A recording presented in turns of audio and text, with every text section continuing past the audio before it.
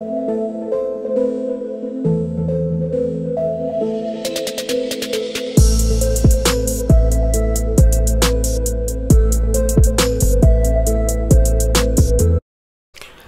à tous les amis, avant de visionner la vidéo, je vous invite à vous abonner à la chaîne et de liker, ça fait toujours plaisir d'avoir du soutien.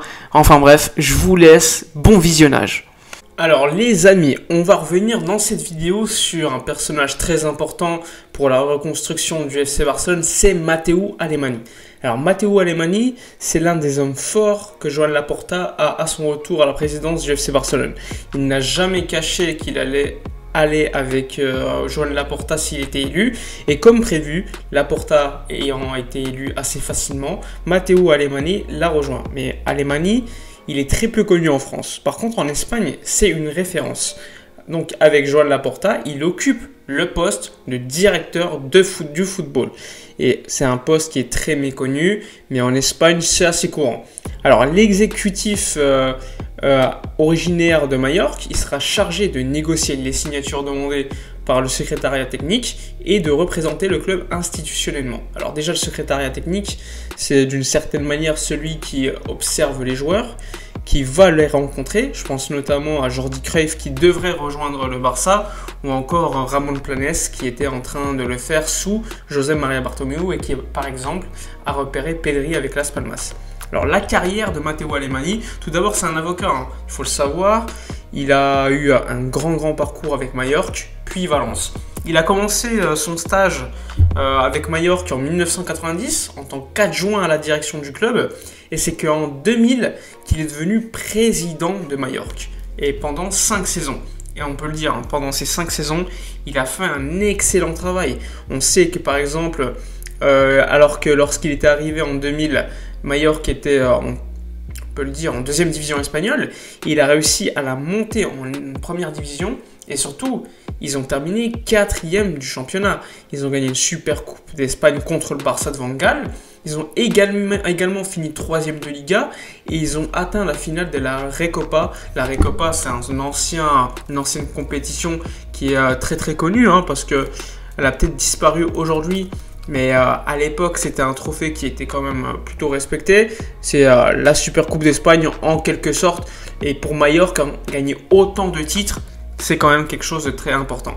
Ensuite, il a continué à la tête du classement espagnol. Il a même atteint la Ligue des Champions avec Majorque. Mais le plus grand titre pour cette équipe de Majorque, c'est la Copa del Rey en 2005, en ayant battu le Recreativo de Huelva. Donc, gros travail effectué par Matteo Alemany. Il y a eu notamment le passage de Samuel Eto'o vers le Barça alors qu'il appartenait à 50% au Real Madrid. Ça a été un job exceptionnel effectué par Matteo Alemany qui ne voulait pas céder Eto'o au Real.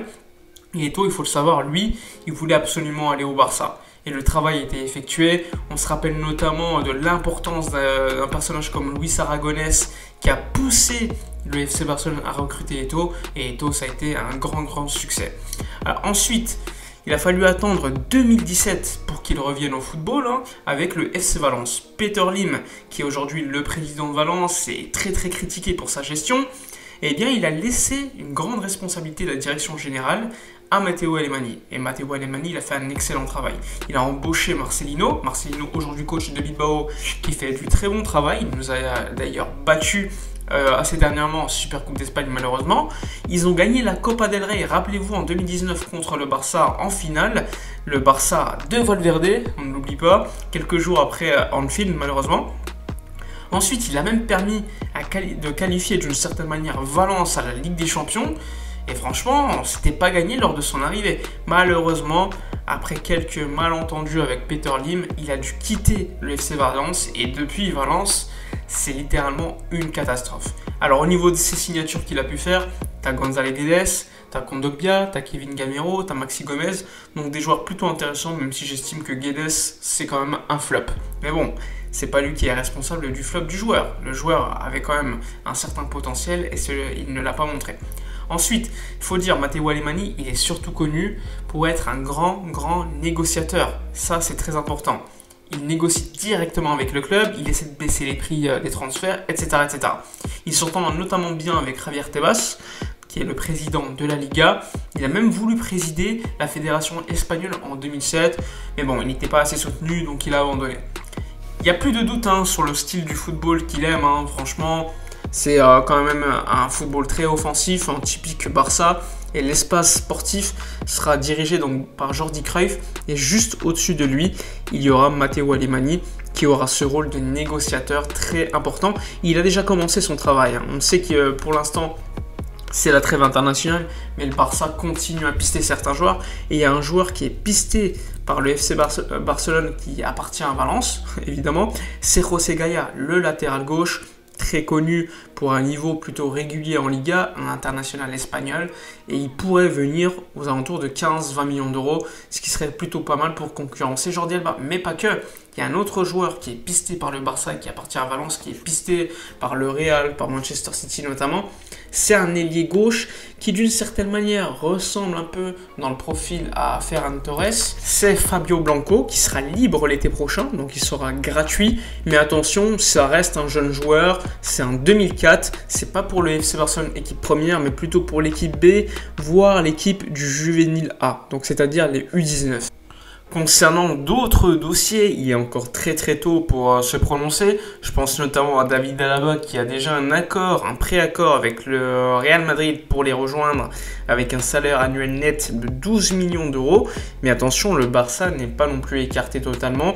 On sait que David Alaba a une préférence pour l'Espagne. D'ailleurs, Pini Zahavi, son agent, l'a confirmé. Il n'y a pas eu de confirmation officielle pour le Real, il y a encore une possibilité de le recruter, même s'il est fort probable que le joueur autrichien du Bayern Munich rejoigne le Real Madrid. Concernant Erling Haaland, il faudra attendre encore quelques jours l'audit du club pour savoir quelles seront les capacités financières du club. On sait que c'est la priorité de Joan Laporta, mais ce n'est pas que la priorité de Laporta, c'est aussi la priorité du Real.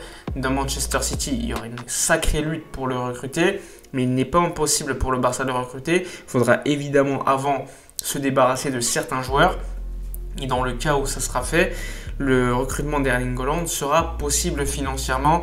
Mais bon, ça va être très compliqué. Il n'est pas impossible qu'il reste une saison de plus, même si je pense que ça ne sera pas le cas, puisque Dortmund, l'année prochaine, ils ne recevraient que 75 millions d'euros, alors que là, cet été, pourrait recevoir beaucoup plus. Donc il y aura un dossier super intéressant à suivre avec Erling Haaland. Évidemment, le dossier Kun Agüero qui est aujourd'hui en suspens en attente de l'audit du Barça. Il y a également Paris Saint-Germain qui est intéressé, sans oublier le Barça. Donc les deux clubs, l'un des deux aura Agüero à mon avis l'été prochain. On sait que le Barça a mis sur la liste des transferts Braithwaite, donc pourquoi pas pour le remplacer. Il y a également Memphis Depay qui est sur les tablettes du Barça, et également Wijnaldum. Énormément de dossiers à suivre. Eric Garcia qui va rejoindre le Barça a été performant avec la sélection espagnole, donc c'est positif, comme Pedri, comme Busquets et comme Jordi Alba qui fait une grande saison. Enfin bref, c'est la fin de la vidéo. J'espère qu'elle vous a plu. C'était un court rappel en ces temps de trêve internationale. N'oubliez pas de vous abonner à la chaîne, de liker, commenter. Moi, je vous dis à la prochaine et d'ici là, comme d'habitude, portez-vous bien.